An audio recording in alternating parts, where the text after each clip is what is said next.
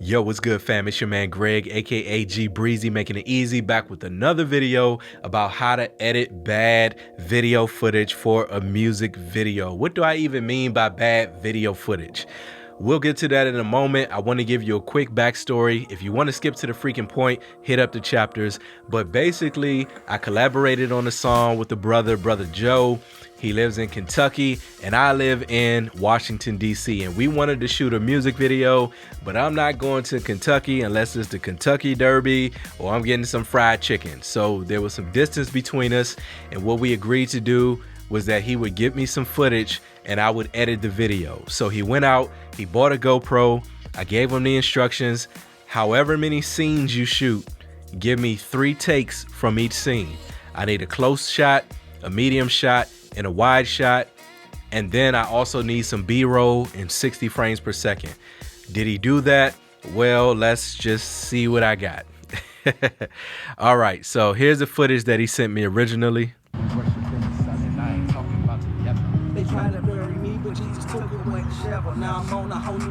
Not bad. So the issue here is that I only have one angle.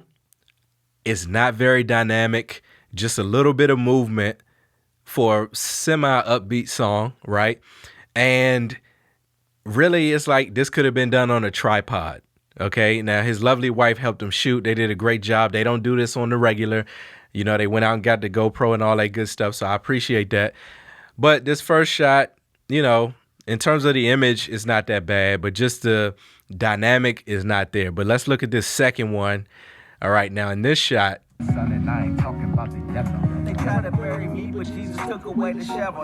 right, first and foremost, what you see is that he's not composed well, way at the bottom of the screen here. Also, he's extremely backlit, and so what's happening is it's making him very underexposed. So we definitely got to do some color correction. You know what I mean? And once again, just not a lot of movement, not a lot of angles to work with. So we got to figure something out. So let's get into this. Let's get to the freaking point. All right, basically what I'm gonna do is I'm gonna add a whole bunch of transitions and effects to make this video more dynamic. You can do this with any music video.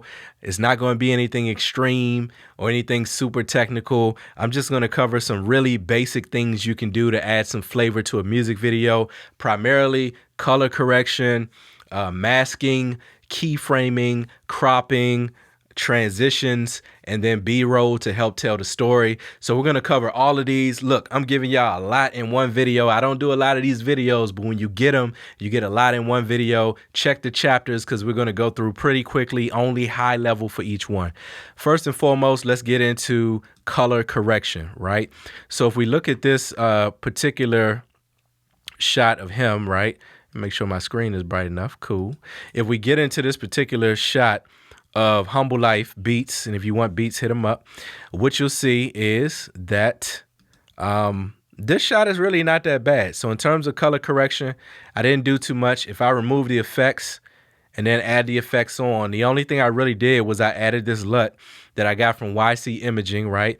And I put this LUT at about 30%, right? So here's how it looks. You see the color board and the color curves there, but honestly, I don't think I did anything with these. I just left the exposure and the saturation the same. Same thing with the curves. I think I just left that there and never deleted it.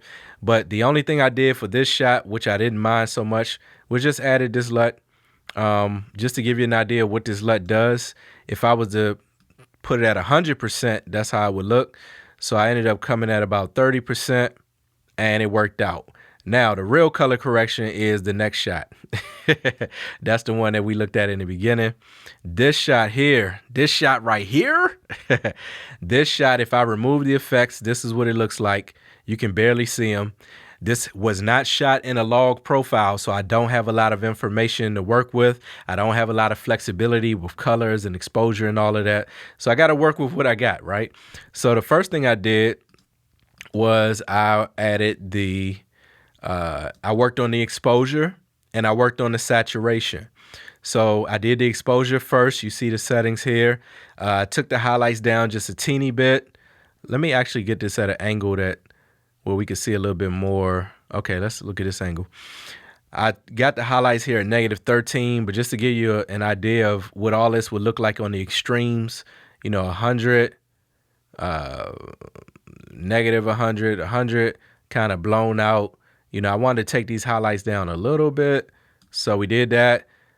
Mid-tones, okay, we talking about his face now. I got this at 29%.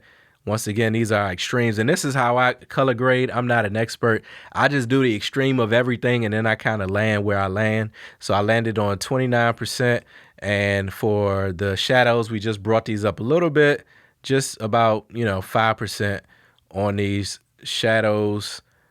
Really, I could have, I wanted to bring him up a little bit. So yeah, we put the shadows there. Then I worked on the saturation. And actually,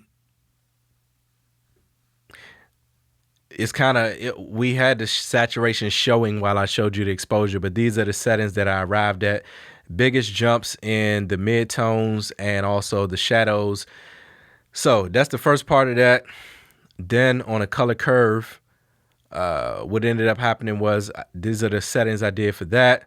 And then finally on the LUT, we used this particular LUT also from YC Imaging, and we put it at 20%. If I was to go 100%, this is how it looks, kind of yellowish. Put this at 20%. And actually, what I looked at when I was reviewing this video, I actually prefer this shot without this LUT. If I take the LUT off, I'm getting a little bit more blues in the sky there, which I appreciate. I think it's more of a balanced shot. This yellow kind of almost washes out an already washed out shot. So I think I may have just purchased these LUTs and I just wanted to use them to get my money's worth. But in hindsight, I probably would have taken these off. So that's it for color correction. Let's get past that. The next thing you're going to see when we start the video is this funny looking dude, right? But once you get past him, I'm going to bring my brother into the shot. This is not my biological brother, just brother in Christ, right? About the yellow. So he drops in there. How did I do that? It's called masking. The long and short of it is you pick the frame that you want to drop in. So you go to the clip where you want to drop it in. You go to the beginning of that frame and you take a screenshot. What I did after that was I added that screenshot right over top of where I wanted it to start. And I basically have it sitting on top of the footage. Now that I've got the screenshot there, I need to actually cut out the part that I want to keep. And to do this, we use what's called a draw mask. So you'll go down here to your effects, right? Your installed effects, and you'll type in mask. And this is in Final Cut Pro, but the same principle applies in other editors. You'll select the draw mask. And once you select the draw mask and apply that to your footage, what you're going to notice is these red dots. You won't see them once you put the mask on, but what you see is the mask that I've already drawn, and you just simply click, and each one of these dots is where I clicked, and you can adjust these however you want to adjust them, right? To just draw the mask that you want to draw. So once we get all of this drawn and cleaned out, and once again, this is high level. If you want a detailed mask tutorial, let me know and I'll do that. But once you get this carved out, right? We got this carved out. Now you'll notice that he's dropping into the shot. How did I do this? I use what's called keyframing, okay? Where the keyframe starts is on the y-axis because I chose to have them drop in from the top. But I could have did this from the side. I could have did this from the bottom. Could have did this from the left or the right. But basically what you'll see is in this particular shot, you can just use your mouse or use the numbers to just drag them in however you see fit, okay? So I'm going to undo that because I don't want to add that keyframe. And basically, I dropped them into the shot. Let's see what happens next. They try to bury me, but Jesus. You'll notice that there's like a very gradual zoom in. I needed to do this to make his footage more dynamic, more inviting. So what I basically did was I added a keyframe. So in order to do that, you're going to go to transform over here on the right. And for this particular clip at the very beginning, I just started him off at 0. The scale started him off at 100%. Started him off at 0 on the X and Y axis. So he just started regular. And what you'll notice is by the end of this clip, he is zoomed in about 149%, and the positioning, right, is where I had the clip to end. So you're gonna click on the diamond here in order to add or remove the keyframe, right? You basically assign where you want the clip to end. It's starting regular at 100, and we're gonna end it here. So if we play this all the way through. They tried to bury me, but Jesus took away the shovel. Now I'm on a... Now that's keyframing.